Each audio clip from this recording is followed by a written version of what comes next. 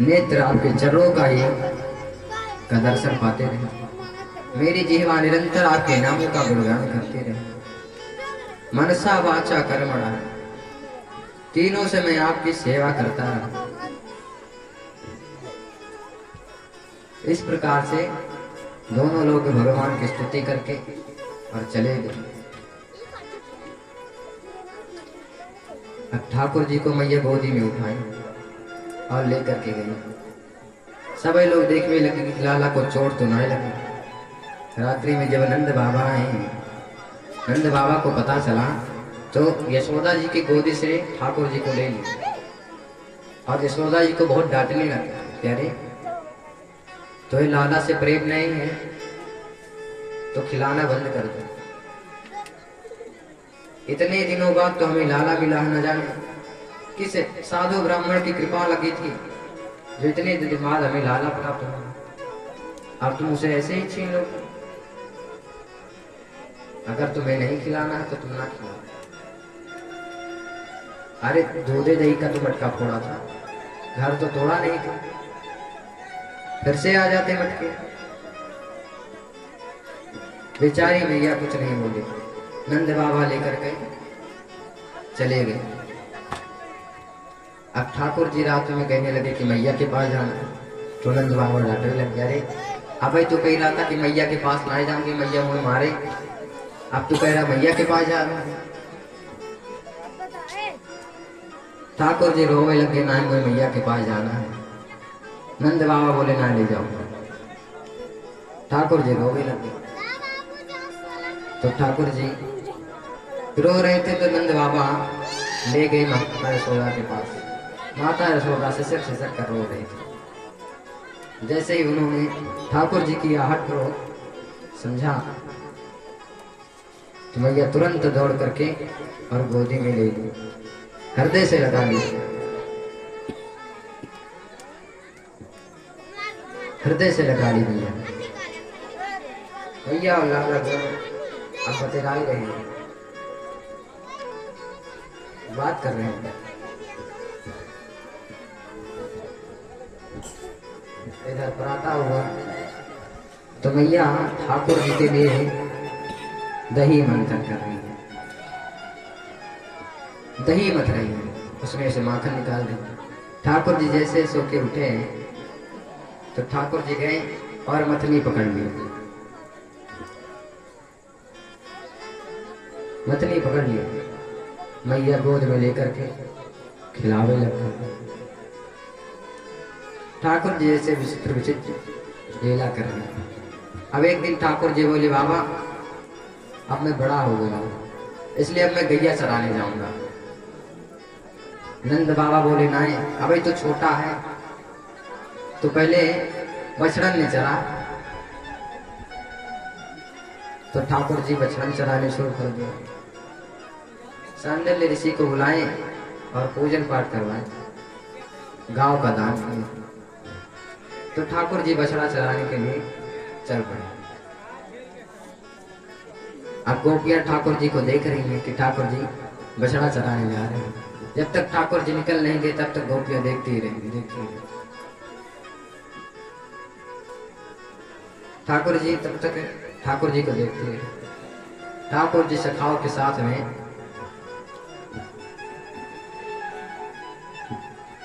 गौचारण के लिए गए, बछड़ा के लिए गए।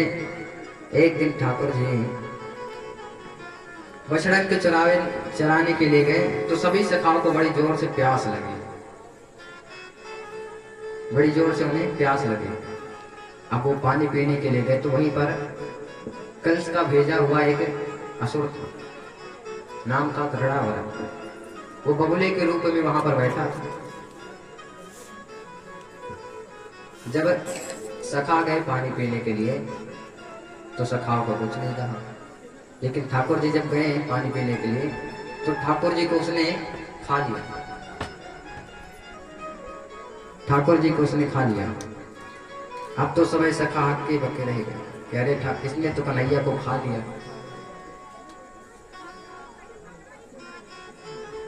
इन्हें तो सबे सखा देखने लग गए, उदास होकर मूर्छित होने लगे, कह रहे कन्हैया को तो इसने खा लिया।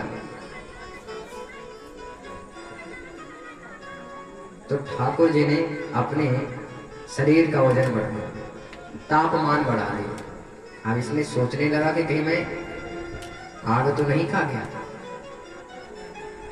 ठाकुर जी ने अपने शरीर का तापमान बढ़ाते ही चले गए, बढ़ाते ही चले गए। इसने मुंह खोला, भगवान ने इसका मुंह तोड़कर बाहर आ गए। बोला सो निकंदन भगवान की जय, बोल बाके बिहारी लाल की जय, बोल वृंदावन लाल की जय। जय जय श्री राधे।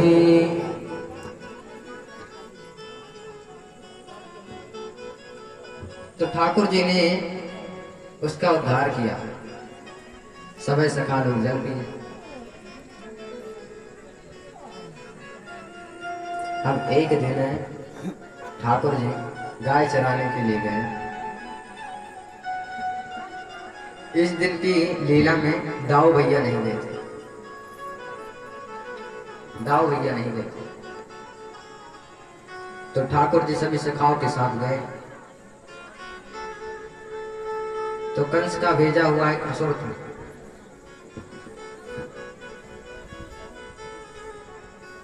वो ठाकुर जी को फिर से निकल गए।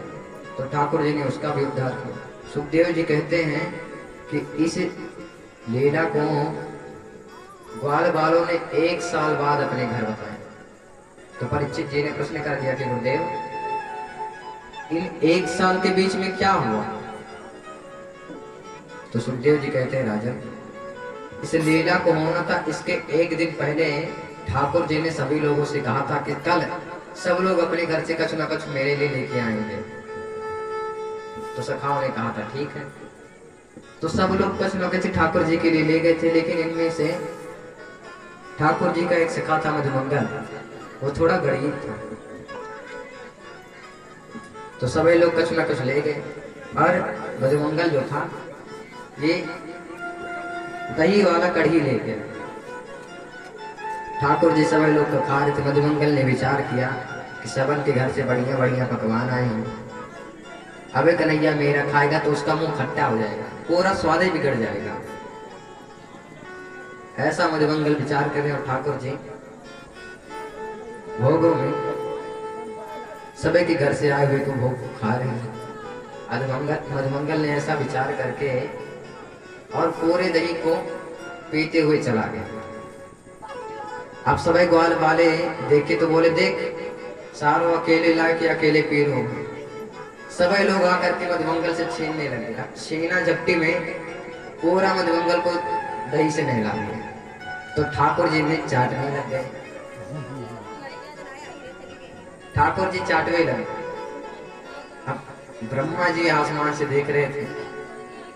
ब्रह्मा जी का दिमाग बड़ा गर्म हुआ। वो कहने लगे कि ये ब्रह्म है, ये भगवान है, दही के लोगों में आ गए और उसके पेट को चाट रहे हैं। ये कैसा ब्रह्म है? ये कैसा ब्रह्म है? इनकी परीक्षा लेनी चाहिए। तो ब्रह्मा जी देवताओं के पास बोले गए और बोले कि ब्रह्म है, दही के लोभ में आकर के अपने मित्र के पूरे शरीर को चाट डाले।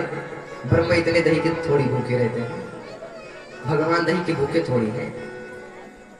तो नारद जी ने कहा कि आप भी माया में पड़ गए। ब्रह्मा जी ने कहा नहीं, मुझे भगवान की माया नहीं गिर सकती। तो ब्रह्मा जी आए और पूरे गाय बछड़े जितने थे सभी को चुरा ले गए।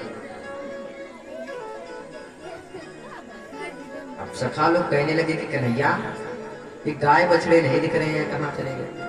अब ठाकुर जी देख रहे हैं ब्रह्मा जी की करतूत।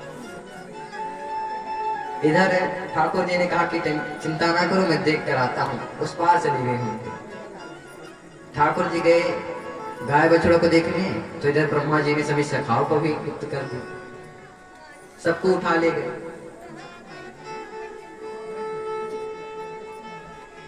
अब ठाकुर जी इनके करतूत को देख रहे थे। अब ठाकुर जी ने जितने भी सखा थे, जितने भी गाय थे, जितने भी बछड़े थे, सबके रूप में सखाई। आज भगवान ने वेद का वाणी सत्य कर दी कि जितने भी गाय बछड़े थे भगवान उतने रूप में हो गए, अनेक रूप, अनेकों रूप कर लिए जितने भी थे। अब ठाकुर जी जब घर पे पहुंचते थे तो पहले सभी जितने ब्रजवासी थे सब ठाकुर जी से प्रेम करते थे, लेकिन सभी लोग अपने अपने लाला से प्रेम करने लगे, क्योंकि सभी के रूपों में ठाकुर ही जी हैं। जितने गाय बछड़े सबके रूप में ठाकुर जी हैं। ये लीला चलती रही। एक दिन बलराम जी को दाल में कुछ काला लगा, आंख बंद की और समझ गए कि सबके रूप में कन्हैया ही है। तो बलराम जी ने कन्हैया से कहा, कन्हैया क्या तुझे यशोदा काकी नंद बाबा का काका का प्रेम कम पड़ गया था, जो जितने भी ब्रजवासी के जितने बालक है सबका रूप धारण कर लिया है? ठाकुर जी बोले कि नायक दाऊ भैया ऐसी बात ना है।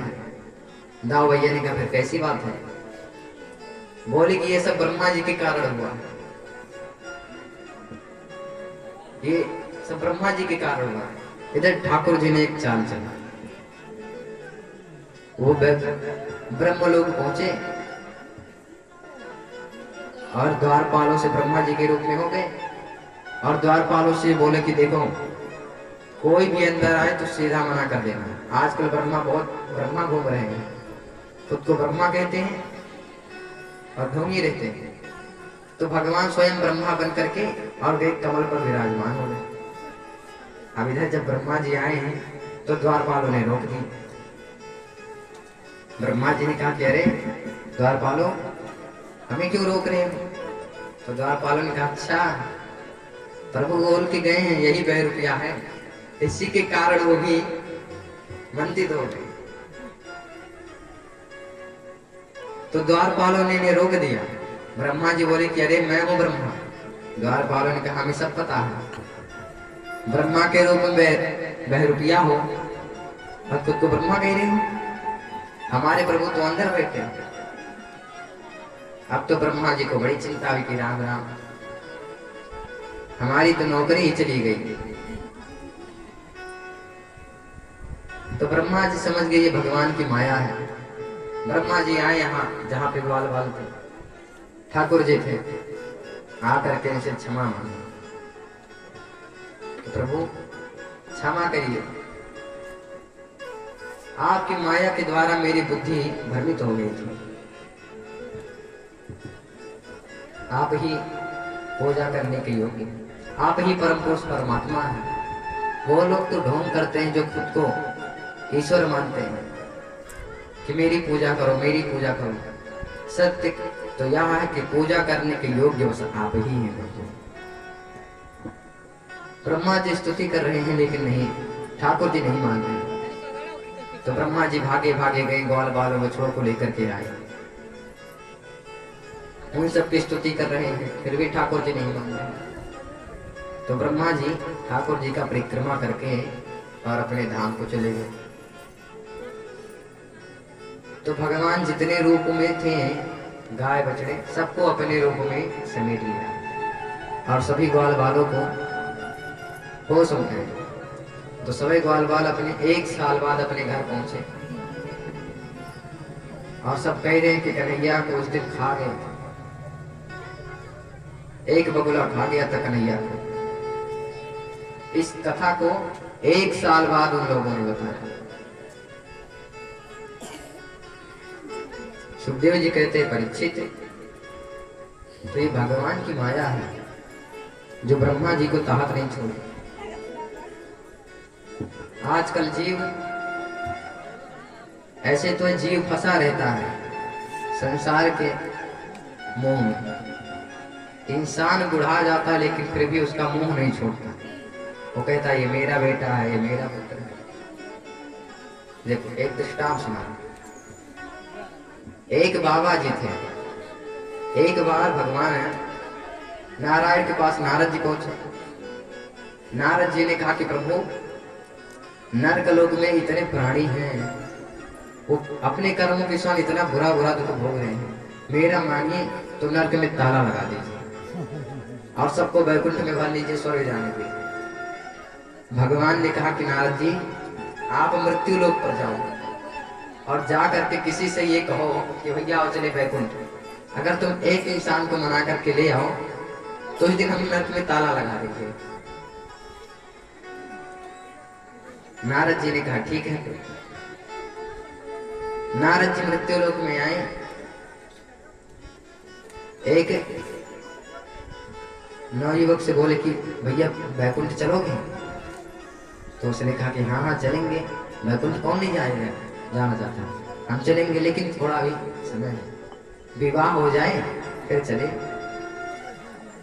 तो नारद जी इनने उसे छोड़ा और जिसका विवाह हो गया उसके पास पहुंचे। बोले क्यों भैया, शादी विवाह तो हो गई?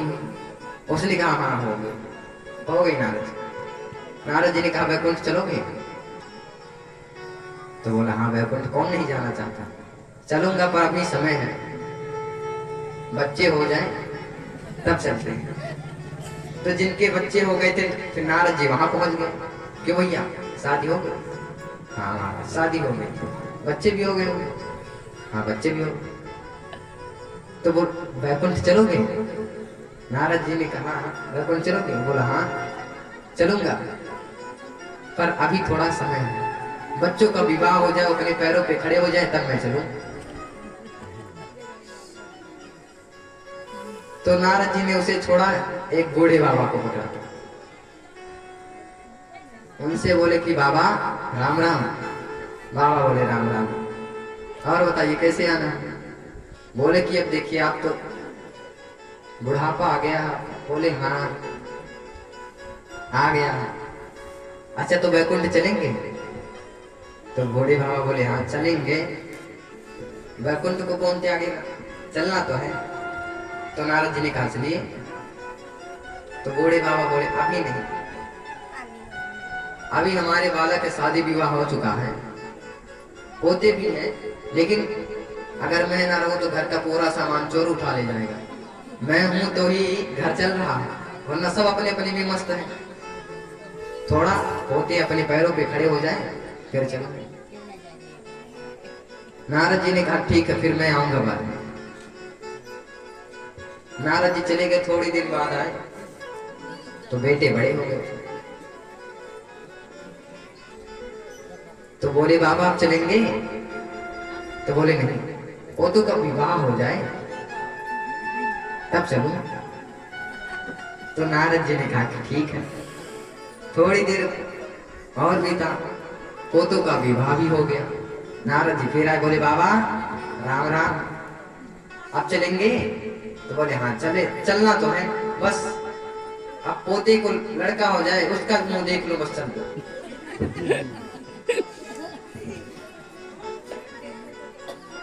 नारद जी ने कहा कि ठीक है। नारद जी थोड़ी दिन बाद और आए, पोतों के भी पुत्र हो गए। नारद जी बोले बाबा राम राम, आप चलेंगे?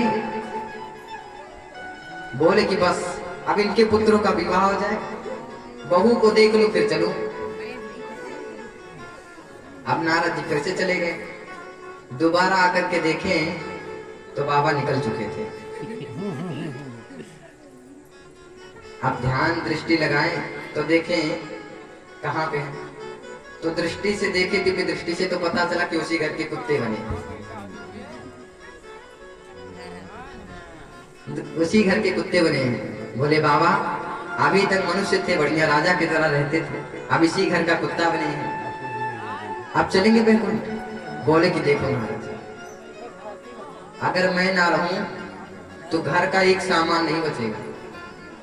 सभी लोग खोल के दरवाजा ऐसे चले जाते हैं, मैं ही थोड़ा देखता हूं तो कोई आता है तो भोगता रहता हूं, तो थोड़ा बहुत बचा है, इसलिए थोड़ा और गंभीरता से हो जाए परिवार तब आइएगा तब। नारद जी थोड़ी देर बाद फिर आए तो पता चला इस बार यहाँ सभी निपट गए हैं। अब पूछे कि कैसे मर गया कुत्ता? तो किसी ने कहा कि एक दिन कुत्ता दूध पी रहा था तो बहू ने एक डंडा जमा से उसका राम नाम साथ हो गया। अब नारद जी ने फिर से दिव्य दृष्टि से देखा कि कहाँ पे हैं, तो देखे कि सूअर बने हैं नाली में पड़े हैं। वही बाबा नाली में पड़े हैं। नारद जी पहुंचे, बोले रे बाबा अब सूअर बने हैं, अच्छे लग रहे हैं, अच्छा बताइए अभी बैकुंठ चलेंगे? तो वो बोला कि हाँ हाँ, सूअर बना हूं, नाली में घूम रहा हूँ, ये अच्छी थोड़ी लग रहे हैं, पर ऐसे जैसे यहाँ एसी मिल रहा है ऐसे वहां मिलेगा? जिस प्रकार से यहाँ पे एसी में बैठ के बढ़िया ठंडा ठंडा हवा मिल रहा है ऐसे वहां मिलेगा? अब नारद जी समझ गए कि ये मृत्यु लोक वासी ये आना ही नहीं चाहते, सब नरके जाना चाहते हैं। नारद जी वहीं पे छोड़े और भगवान के पास पहुंचे। भगवान ने बोले, क्यों नारद जी, इतना दिन हो गया आपसे बोला था कि एक मनुष्य को आप वैकुंठ ले आइए, वैकुंठ नहीं ला पाए? तो नारद जी कह रहे, प्रभु ये मृत्यु लोक के वासी ऐसे हैं जो वैकुंठ आना ही नहीं चाहते, सब उसी नरक में जाना चाहते हैं। तो नरक में ही जाए प्रभु, मेरी बस की बात नहीं कि मैं उन्हें वैकुंठ लेकर आऊं। तो कहने का तात्पर्य यह है कि जीव आज भी मोह माया में फंसा हुआ है। भाई अपना तुम बस खुद को देखो ना। अब वो सोचता कि खुद का विवाह हो गया, बच्चे भी हो गए, बच्चे कमाने भी लगे, तो बस अब बच्चे कमा खा रहे हैं, अब तुम अपने कल्याण के विषय में सोचो। लेकिन जीव नहीं, मोह माया में इतना फंसा है कि वो सोचता कि बेटा है, बेटे के भी बेटा हो जाए, पोता हो जाए, उसकी शादी हो जाए, फिर उसकी शादी हो जाए। तो जीव की मरने की इच्छा कभी खत्म नहीं होती। अगर जीव का बस चले तो वो करोड़ों सालों तक जिए, एक और बस नहीं चलता है, यमराज जी का चलता है। जब बुरे कर्म से ही आयुहीन हो गए हैं तो कितना दिन जिएंगे? पहले के भी लोग 100-100 साल तक जीते थे, अब तो 50 का भी भरोसा नहीं है कि 50 जिएंगे कि नहीं। तो कहने का तात्पर्य यह कि जीव आज भी मोह माया में फंसा हुआ है, वो अपने कल्याण के विषय में तनिक भी विचार नहीं करता। भाई तुमने अपना गृहस्थ बसाया, अब तुम अपना कल्याण के विषय में सोचो। जीव को ये ज्ञात होना चाहिए, उसे बुढ़ापे में तो अपना घर त्याग ही देना चाहिए, ऐसा ही करना चाहिए। जाकर के किसी तीर्थ में भगवान के दर्शन, तीर्थों का सेवन करते करते किसी यमुना जी के तट पर अपने प्राणों का त्यागना चाहिए। अब घरे पे रहता है, मोह माया फंसा है, बहू से पानी मांगो तो पानी नहीं देते, और पोते को खिलाने के लिए लो, जा दादी के पास जा, दादी के पास भेज देंगे, लेकिन एक गिलास पानी मांगो तो पानी नहीं देंगे। तो मोह माया में फंसे हुए हैं। तो आज ठाकुर जी के माया से ब्रह्मा जी भी भ्रमित हो गए। अब एक दिन ठाकुर जी सभी बालकों के साथ खेलने के लिए गए कालीदा पे। कालीदा पे खेलने के लिए गए, सभी लोग खेल रहे थे। मधुमंगल एक गेंद लाया था, मधुमंगल एक गेंद लाया था, गेंद से सब खेल रहे थे, और वो गेंद खेलते खेलते उस कालीदा में चला गया, यमुना जी में। अब यमुना जी में चला गया तो सभी ग्वाल बाल कहने लगे कि कन्हैया यमुना जी में कालिया नाग रहता है, कालिया नाग रहता है यमुना जी में। मधुमंगल बोला, मैं कालिया नाग हो या सफेद नाग हो, मेरा बॉल ला करके मुझे दो, मेरी नानी ने दिया था मुझे, मेरा बॉल ला करके दो। आप सभी सखा कह रहे हैं कि मधुमंगल तू तो जानता कि कालिया नाग कितना विषैला है, लेकिन फिर भी नहीं माना। कालिया नाग इतना विषैला है कि उसके ऊपर से अगर पंछी भी उड़ जाए तो भी उसके झटक से ऐसे ही मर जाते हैं।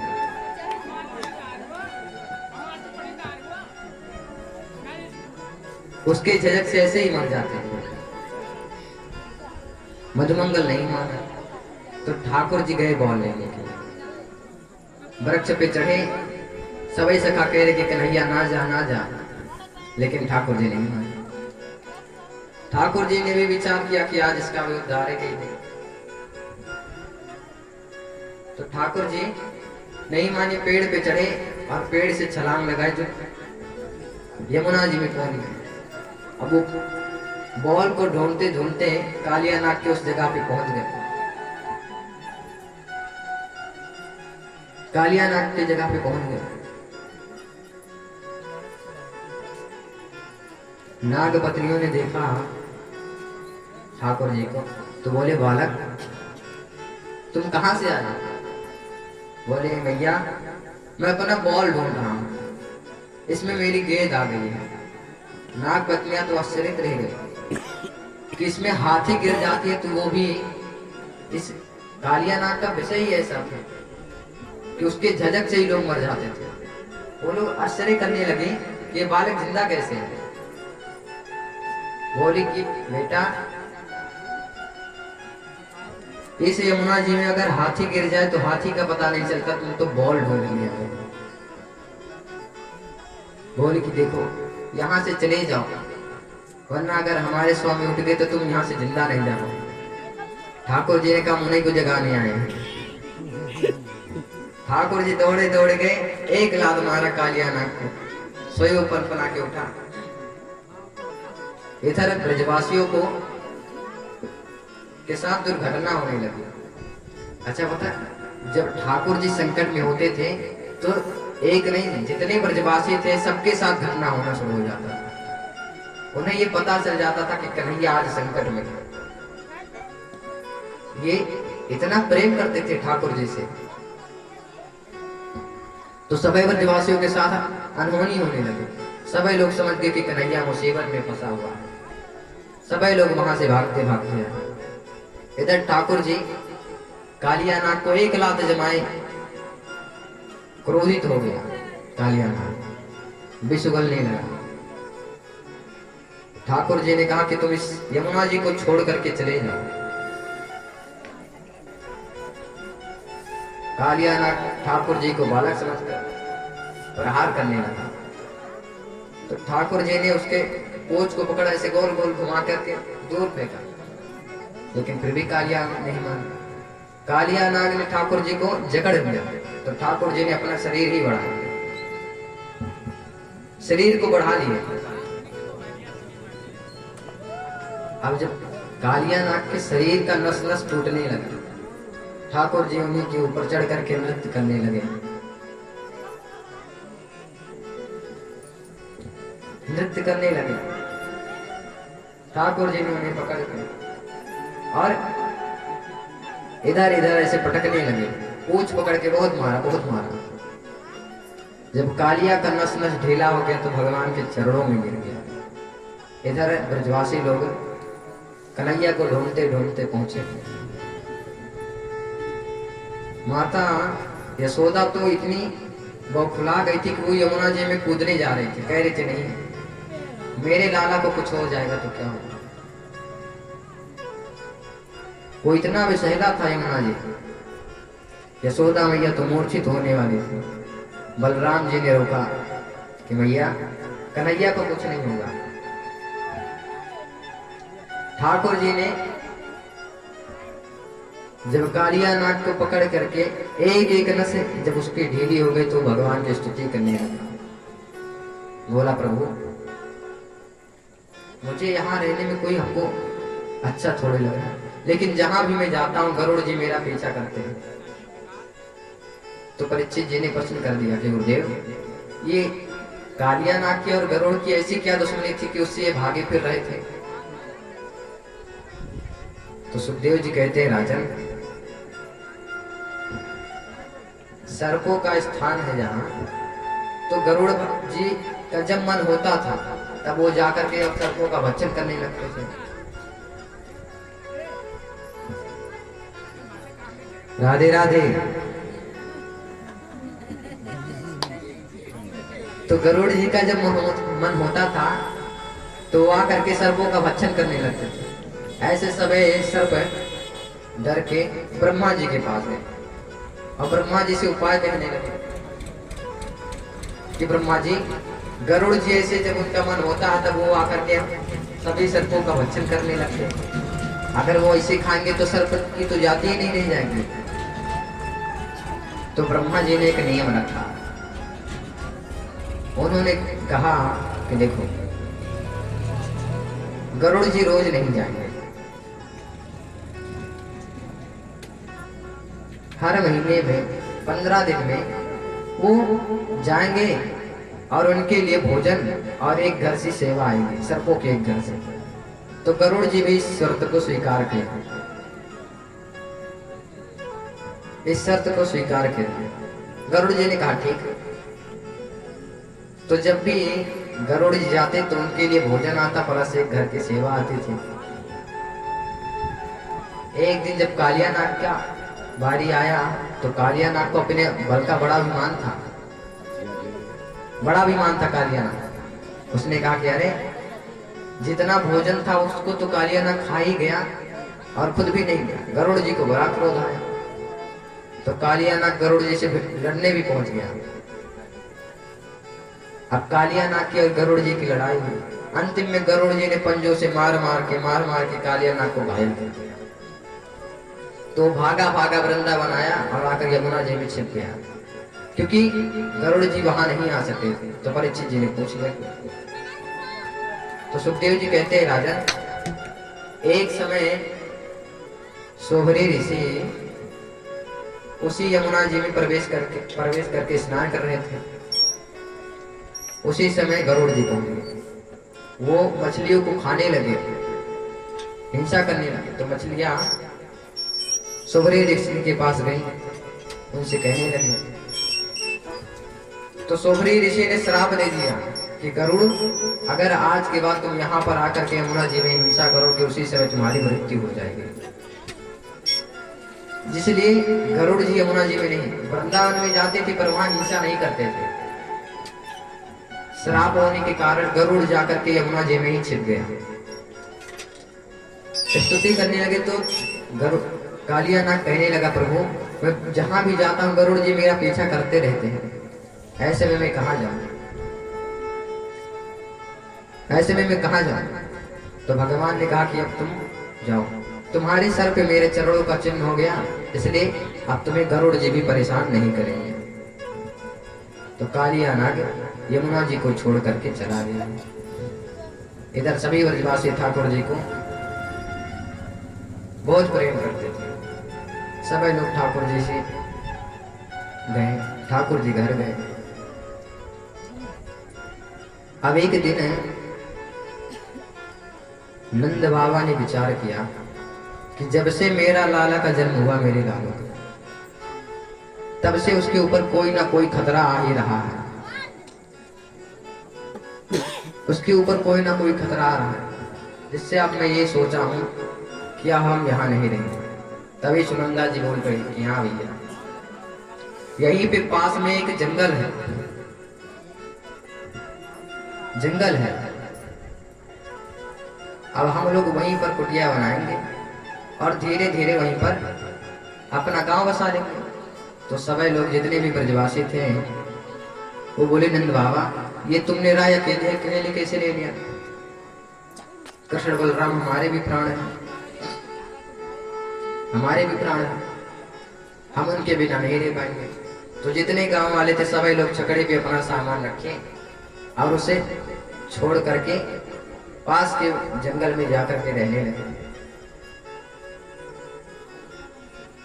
जाकर के रहने लगे। धीरे धीरे कुटिया बनने लगी। तो उसका नाम वृंदावन हो गया, वन होने के कारण वन, और वृंदा, और तुलसी का पेड़ ज्यादा था इसलिए उसका नाम वृंदावन हुआ। बोल वृंदावन बिहारी बाके बिहारी लाल की जय। वृंदावन हो गया। अब वृंदावन में पहुंच कर कृष्ण बलराम जब वहां के दृश्यों को देखते थे तो बड़े प्रसन्न होते थे। तब से यह सिद्ध हो गया कि जो कृष्ण बलराम को सुख प्रदान करे ऐसा धाम तो श्री धाम वृंदावन है। वृंदावन धाम कृष्ण बलराम को सुख प्राप्त करता है। तो सोचिए वृंदावन की कितनी बड़ी महिमा है। वृंदावन में भक्ति नाचती फिरती रहती है, वहां के गली गली में भक्ति है। धन्यम वृंदावनम तेन भक्ति नृत्य यत्र च। धन्य श्री धाम वृंदावन। भगवान वहां रहने लगे, धीरे धीरे वहां पर महल हो गया, तो उस जगह का नाम नंदगांव हो गया। नंदगांव हो गया।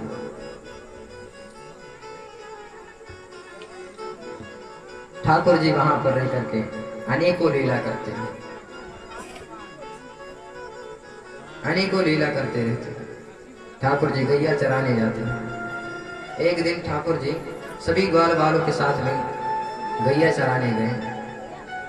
तो उस दिन ठाकुर जी कलेवा नहीं ले गए। कलेवा यानी कि भोजन, कछु खाने के लिए नहीं ले गए। सभी सखा लोग कहने लगे कि कन्हैया आज तो हम कलेवा नहीं लाए हैं, आज हम कलेवा नहीं लाए, बड़ी जोर से भूख लगी है। ठाकुर जी ने कहा कि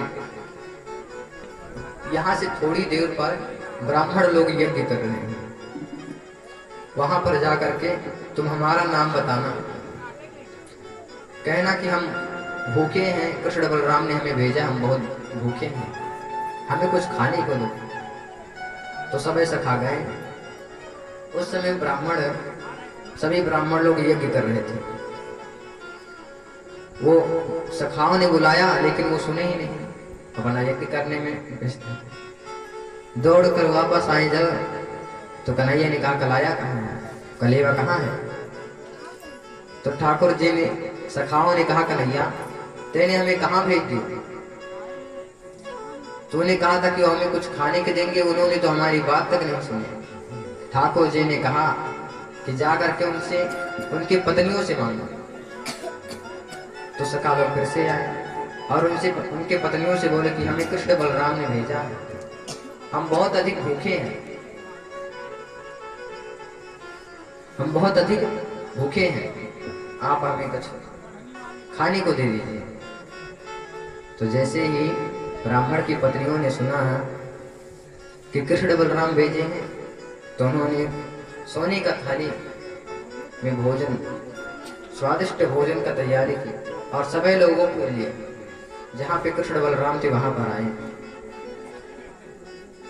सभी ब्राह्मण पत्नी अपने हाथों से ठाकुर जी को, सभी सखाओं को खिला रहे हैं। ठाकुर जी बड़े प्रेम से खा रहे हैं। जब कलेवा कर लिए तो भगवान ने कहा कि अब आप जाइए। तो ब्राह्मण पत्नियों ने कहा कि प्रभु हम अपने पतियों को छोड़ करके आए हैं, हम आपके देने आए हैं, अब आप फिर से हमें वहां जाने के लिए कहे, अब तो हमारे पति भी हमें स्वीकार नहीं करेंगे। ठाकुर जी ने कहा देवी आप जाइए, आपके पति अब पहले से ज्यादा आपको प्रेम करेंगे, इसलिए अब आप जाइए। ठाकुर जी के कहने पर वो पत्नियां रिटर्न आई। तो ब्राह्मण देवता लोग कहने लगे कि धन्य हैं आप, धन्य है जो आपने अपने इन नेत्रों से भगवान के दर्शन किए, इन हाथों से उन्हें भोजन कराया, धन्य है। हम भले इतना पूजा पाठ करते हैं पर आप धन्य हैं, आपका जीवन कृतार्थ हो गया देवी। तो ठाकुर जी ने ब्राह्मण की पत्नियों के ऊपर कृपा की। बोल भक्त वत्सल भगवान की जय। आगे ठाकुर जी गाय चरा के आते हैं। गोपियां उन्हें, जब ठाकुर जी गाय निकलते हैं गाय चराने के लिए, तब उन्हें देखते हैं, जब वापस आती हैं तब उन्हें देखते हैं। गोपियां कहती हैं कि प्यारे का दर्शन करने के में ही उनका कंसेप्ट चला जाता है।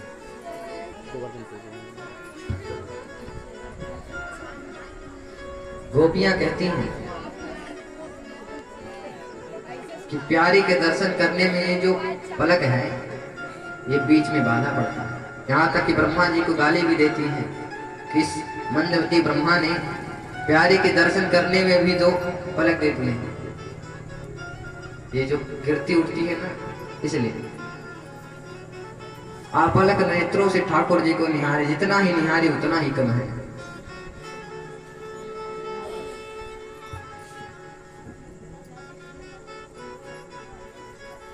इसलिए ब्रह्मा जी को भी गाली देते,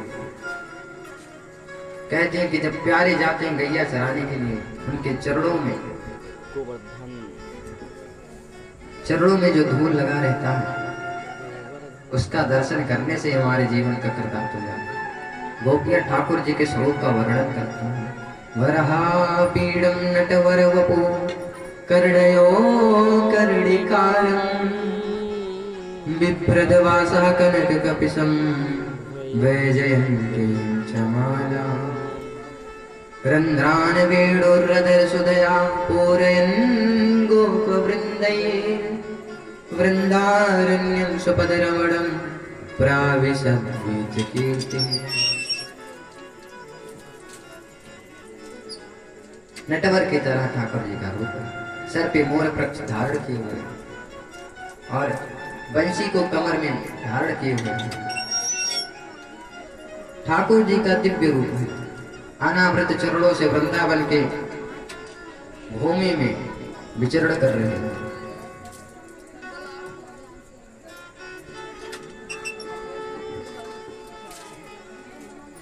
ऐसे ठाकुर जी के चरणों को निहार रही हैं गोपियां। एक दिन ठाकुर जी गैया चराकर आ रहे थे, तो उन्होंने देखा कि आज ब्रज में सबके घर बड़ी सफाई हुई है, सबके यहाँ अच्छे अच्छे पकवान बन रहे हैं। तो भागे भागे मैया के पास गए, मैया मैया, तो मैया बोली वहीं से बस अंदर ना आना। तो ठाकुर जी वहीं खड़े होकर के बोलने लगे, मैया ये क्या हो रहा है आज, सबके घरों में पकवान इतने अच्छे अच्छे क्यों बन रहे हैं? तो मैया बोली यार जय जय की पूजा है। तो ठाकुर जी ने कहा कि जय जय क्या होता है माता? तो बोले जा बाबा से पूछ, वही बताएंगे। तो ठाकुर जी बाबा के पास आए और बोलने लगे, बाबा ये जय जय कौन है? तो नंद बाबा कहने लगे कि कन्हैया जय जय की पूजा है, यानी इंद्र की पूजा है। देख जब हम इंद्र की पूजा करेंगे तो इंद्र सही समय पे वर्षा करेंगे, और सही समय पे वर्षा करेंगे तो हमारे जो बीज हैं उन सब हरियाली छाएगी, गैया घास खाएगी हरी हरी। अगर हम पूजा नहीं चढ़ाएंगे तो इंद्र कोपित हो जाएंगे। तो आज जय जय की पूजा है, उनकी पूजा है। ठाकुर जी ने कहा कि उनकी पूजा क्यों, उनसे हमें क्या लाभ होता है? देखो बाबा, देखिए हर जीव अपने कर्मों के अनुसार ही उसे फल मिलता है। श्री रामचरितमानस में गोस्वामी जी कहते हैं, काहू न को कर सुख दुख दाता, काहू न को कर सुख दुख दाता, काहू न को कर सुख दुख दाता, काहू न को कर सुख दुख दाता, निज कृत कर्म भोग सब भ्राता, निज कृत कर्म भोग सब भ्राता, निज कृत कर्म भोग सब भ्राता। कि काहू न कोम कर सुख दुख दाता, कोई किसी को सुख नहीं देता, कोई किसी को दुख नहीं देता। निज कृत कर्म भोग सब भ्राता, सभी लोग अपने कर्मों के अनुसार ही उन्हें फल मिलता है। जीव जैसा कर्म करता है उसे वैसा ही फल मिलता है। तो ठाकुर जी कह रहे हैं कि वर्षा करते तो हमें इंद्र का क्या बड़ा हाथ है। देखो बाबा, कल रात में मुझे एक सपना आया। वहां सपना में मुझे गोवर्धन बाबा दर्शन दिए और वो बोले कन्हैया मैं देख यहाँ का पुराना देवता हूँ और लोग मुझे छोड़ के और इंद्र की पूजा करने लगे। तो यहाँ से बाबा अब यह है कि हम इंद्र की पूजा नहीं करेंगे, हम गोवर्धन की पूजा करेंगे। नंद बाबा ने सभी ब्रजवासियों को बताया कि स्वप्न में इनके गोवर्धन बाबा आए थे, वो इनकी पूजा करने लगे, पूजा करने के लिए बोले। तो ब्रजवासियों ने कहा कि जब कन्हैया के स्वप्न में ऐसे आकर के बोले हैं तो हम लोग उन्हीं की पूजा करेंगे। लेकिन कन्हैया, हम इंद्र की पूजा की विधि तो जाने, लेकिन गोवर्धन की पूजा कैसे की जाती है यह नहीं पता हमें।